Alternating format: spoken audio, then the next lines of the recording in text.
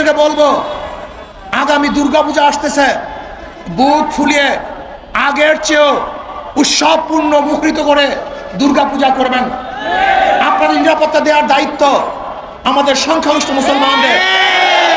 কিন্তু খবরদার মনে রাখতে হবে ধর্ম যাদের উৎসব তাদের, ধর্ম যার যার উৎসব সভা, এই স্লোগানের ভিত্তিতে নয়, বরং স্লোগান হবে ধর্ম যাদের উৎসব তাদের, নিরাপত্তা প্রদান করব আমরা সম্মিলিতভাবে।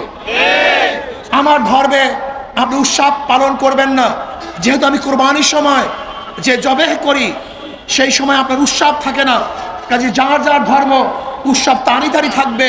কিন্তু মনে রাখতে হবে এই বাংলাদেশ প্রত্যেকটা নাগরিকের অধিকার আছে, কাজে আপনারা একেবারে উৎসাহের সাথে আপনার ধর্ম পালন করবেন, কেউ বাধাও দিবে না।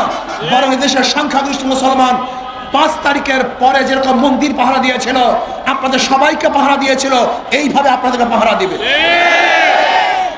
আমরা চাই সাম্য, আমরা চাই মানবিক মর্যাদা, আমরা চাই ন্যায় বিচার প্রতিষ্ঠিত হবে।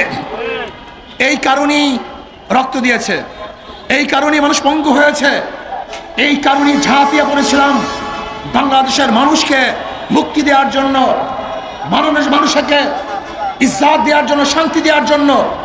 কিন্তু 5 তারিখের পরে, 5ই আগস্টের পরে যারা আবার মামলা করেছে, মিথ্যা মামলা করেছে, দখলদারি করেছে, চাঁদাবাজি করেছে, জুলুম করেছে, অন্যায় করেছে, অবিচার করেছে, লুটপাট করেছে, বাংলাদেশের মানুষ তাদের আর দেখতে চায় না।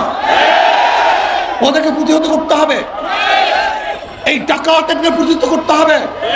চাঁদাবাজ রাজনা আর বাংলাদেশের জমিনে, এই জমিনের মধ্যে আর ক্ষমতা আসতে না পারে সেই ব্যবস্থা গ্রহণ করতে হবে। একদল দেখেছি ঘাট দখল করে, বাজার দখল করে, আর এক দলকে দেখতেছি তারা মাদ্রাসা এবং মসজিদ দখল করার ষড়যন্ত্র করতেছে। মাদ্রাসা মসজিদের দখলদারি নেওয়ার জন্য ষড়যন্ত্র করতেছে। আমি বলবো, যারা যেই জায়গায় দখলদারি করার চেষ্টা করতেছে, জনগণ যেরকম সম্মিলিতভাবে ফ্যাসিস্ট শেখ হাসিনাকে তাড়িয়েছে, ওই দখলদার চাঁদাবাজকেও আমরা বাংলাদেশের মানুষ সম্মিলিতভাবে এই বাংলাদেশ থেকে তাড়িয়ে দেবে ইনশাআল্লাহ। যেখানে চাঁদা দাবি করার জন্য আসবে, সম্মিলিতভাবে এই খাম্বার সাথে বেঁধে রাখবেন, ছাড়বেন না, ওদেরকে ছাড়বেন না। সাহস নিয়ে এগিয়ে যান। বাংলাদেশ কোনো গুন্ডাদের দেশ নয়, বাংলাদেশ কোনো মাস্তানদের দেশ নয়, বাংলাদেশ কোনো খুনিদের দেশ নয়, এদের সবার দেশ, শান্তিকামী মানুষের দেশ এই বাংলাদেশ।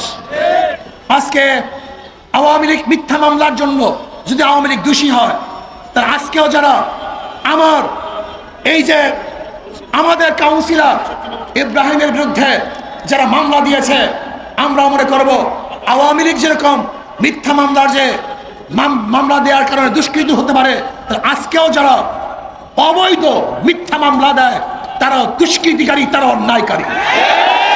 এদেরকে ছাড় দেওয়া হবে না, এদেরকে ছাড় দেওয়া হবে না। আমরা চাই মাওলানা সিরাজের নামে মামলা দেওয়া হয়েছে, অনেকের নামেই মামলা দেওয়া হচ্ছে। আমরা বাংলাদেশে একটা মিথ্যা মামলা দেখতে চাই না। আমরা চাই সাম্য, সবাই সমান থাকবে। আজও যদি গার্মেন্টস শ্রমিকরা তাদের অধিকারের জন্য, আজকেও যদি রেল শ্রমিকরা, বাস শ্রমিকরা, আজকেও রিক্সা শ্রমিকরা তাদের অধিকারের জন্য যদি রাস্তায় মিছিল করে, মিটিং করে, তাহলে সেই বাংলাদেশ আমরা দেখতে চাই না। আমরা চাই প্রত্যেকটা শ্রমিকের অধিকার এবং প্রত্যেকটা শ্রমিকের ন্যায্য অধিকার ফিরিয়ে দেওয়ার জন্য।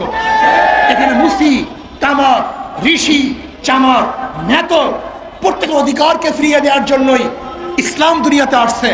ইসলাম কে কালো, কে সাদা, কে বংশীয়, কে নন বংশীয়, কে ক্ষমতায়, কে নন ক্ষমতায়, এই সমস্ত ইসলাম দেখে না।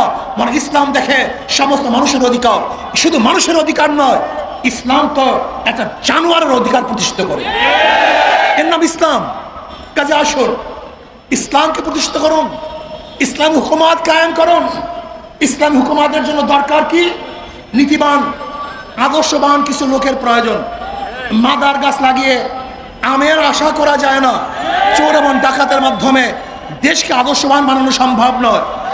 আমি মনে করি হাজারো আদর্শবান মানুষ যারা মানিক তুল্য, স্বর্ণ তুল্য, নবী আলাইহিস সালাতু ওয়াস সালাম বলেছেন আন-নাসু মাআদিনু কামাআদিনিজ যাহাবি ওয়াল ফিদ্দা খিয়ারুন ফিল জাহিলিয়্যাতি খিয়ারুন ফিল ইসলাম ইযা ফাকিহু। হাজারো স্বর্ণ তুল্য মানুষ, হাজারো মুক্ত তুল্য মানুষ বিভিন্ন জায়গায় আছে, তারা রাজনীতিতে অংশগ্রহণ করে না।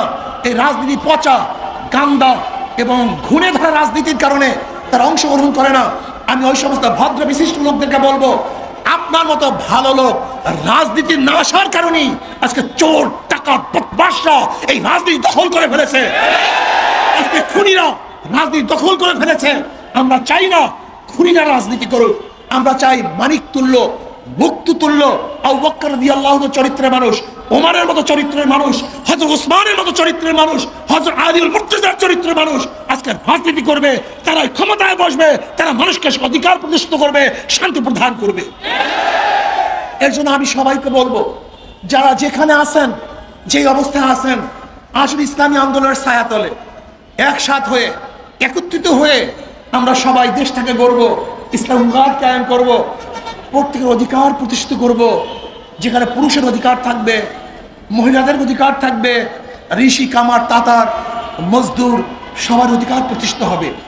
আল্লাহ আমাকে এবং আমাদের সবাইকে দেশকে বিনির্মাণ করার জন্য সাধ্য অনুযায়ী একত্রিত কাজ করার তৌফিক দান করেন। মনে রাখতে হবে, কোনো বাতের শক্তি যেন কোনো অবস্থাতেই মাথা চাড়া না দিতে পারে, সেই দিকেও সবাইকে সজাগ থাকতে হবে। আল্লাহ আমাকে এবং আমাদের সবাইকে কবুল করে নেন।